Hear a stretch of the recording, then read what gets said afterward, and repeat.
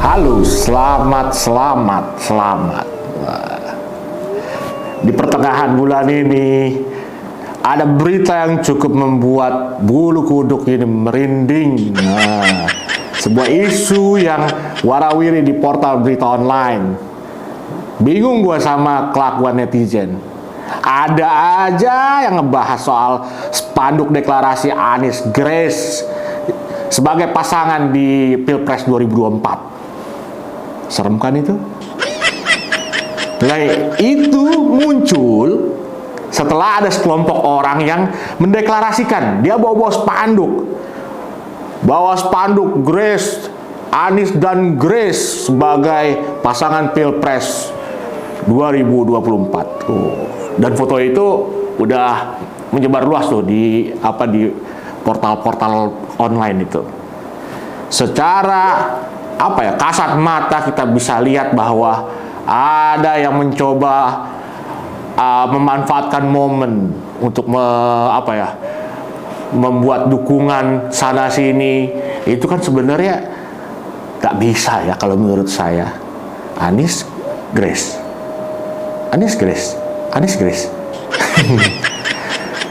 Oke. Sayangnya setelah berita itu muncul, spanduk itu muncul, itu dibantah sama Grace. Serem kan itu? Dibantah sama Grace, yang Grace dimana itu bilang bahwa menyangkut hal ini sudah sangat jelas PSI tidak akan mendukung Mas Anies di Pilpres 2024. Kami memeluk teguh prinsip anti intoleransi dan anti korupsi. Itu kata Grace di sebuah portal berita online. Ini mungkin ya ibarat cowok ya, boro-boro mau PDKT, baru kenalan aja udah ditolak gitu. Ya kan?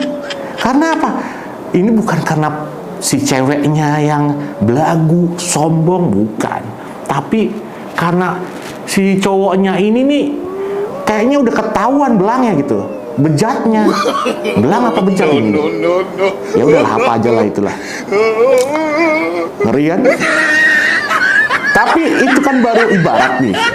Mungkin ibarat, bukan sebenarnya, ibarat doang. Kemudian Grace menekankan PSI menegakkan prinsip anti intoleransi dan anti korupsi. Karena itu partai tidak akan pernah mendukung kandidat yang bermasalah dengan dua prinsip tersebut. Itu katanya lagi di sebuah portal berita itu online. Berarti gimana ya? Kalau ada statement kayak itu, mungkin ada kandidat yang diduga intoleran dan juga korupsi dong. Ya siapa ya? Mungkin si Ontohot bin Kadrun atau siapa? Ngeri bin Ngeri. Grace juga mengungkapkan bahwa pihaknya telah menjaring 9 nama. Dari 9 nama itu yang dijagokan PSI, tidak ada namanya Anies Baswedan. Nah, ini nggak ada namanya Anies dijaring. Jangan-jangan mungkin ya karena nama Anies itu karena ada hujan jadinya masuk ke tanah.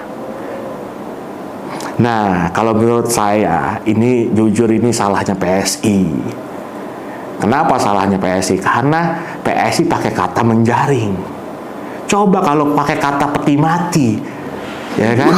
Mungkin ada di situ, gitu. Oke, kemudian gini, bagai gayung bersambut, ini nih statement yang dilemparkan, statement yang didapatkan, isu yang keluar, ya kan? Kemudian ada juga yang menyambutnya, ya kan? Bagai gayung bersambut, seperti suami istri yang lempar-lemparan panci, ya kan? Ketika lagi emosi. Nah, dari itu yang bikin makin serem adalah apa? Yang ngomong, ya kan? Yang mengasih statement saat ini adalah setan gundul. Serem kan? Setan gundul. Ada nggak ya di sini? Nah, setan gundul ini namanya siapa? Namanya itu guys. GAIIIS gitu loh. SSSSS. Banyak tuh S itu. Guys gitu. Oke? Ingat tuh, jangan dirubah-rubah. Munculnya setan gundul ini bikin suasana makin mencekam. Bahasa yang dilontarkan si setan gundul ini cenderung memang nggak ada manfaatnya. Bahkan mungkin banyak mudorotnya gitu. Setan gundul marah dan ngomong kira-kira gini, kalau PSI itu kepedean, karena menurut setan gundul, beliau nggak butuh dukungan PSI. Lah, mungkin jadi bener kali ya. Karena apa ya? Masa sih PSI itu mau dukung yang namanya setan gitu? Ini mungkin kali ya. Ada nggak di sini setan?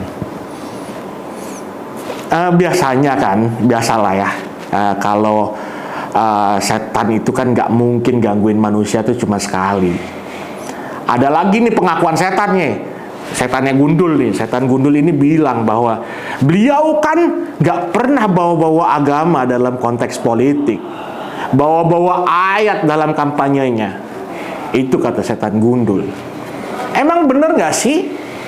Bener gak? Di luar bener apa enggak, yang pasti pendukungnya gitu deh ya. Gitu dehnya apa? Ya dikit-dikit bilang kopir, dikit-dikit kriminalisasi, dikit-dikit antek-antekan. Itu setan gundul tuh penggemarnya tuh. Kayak gini ya, kalau misalkan dibilang istilahnya nggak pernah bawa-bawa ayat, nggak pernah bawa-bawa kitab gitu dalam kampanyenya, ya kan? Ya pendukungnya bawa, sadar nggak itu? Gitu. Gak usah playing victim, ya kan? Tapi emang setan sih gitu kerjaannya, playing victim mulu. Nah ini yang paling serem ya. Nah, yang paling serem setan gundul bilang, PSI emang bisa apa? Cuman program kosong doang. Mereka ngapain aja sih sebagai partai? Emang kita tahu katanya. Dia bilang begitu. Setan gundul bilang cuman program kosong. Mungkin kosong, kayak giginya setan gundul kali ya. Lah, tapi bukannya setan gundul, setan itu biasa ada giginya ya. Mungkin karena dia setan gundul, ada tipikal yang agak spesifik bahwa setan gundul tuh harus ompong di depan gitu kali ya. Ya oke, sebagai penutup nih, saya cuma bisa mengingatkan, yang namanya setan, mana mungkin bisa dipercaya omongannya. Lagi pula lihat aja tuh track recordnya tuh setan gundul tuh ngapain aja ngomongin apa aja.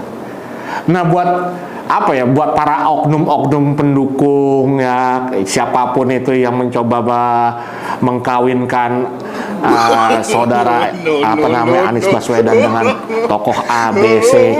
Aduh, kira-kira aja kali gitu. Dilihat tuh kan kalau misalkan mau bikin pasangan gitu ya. Baratnya itu harus dilihat bibit bebet bobot bener nggak kapasitasnya. Ini mah ngeri. Horor nih dalam perpolitikan kita. Dan di Indonesia politik itu ya horor kayak gini.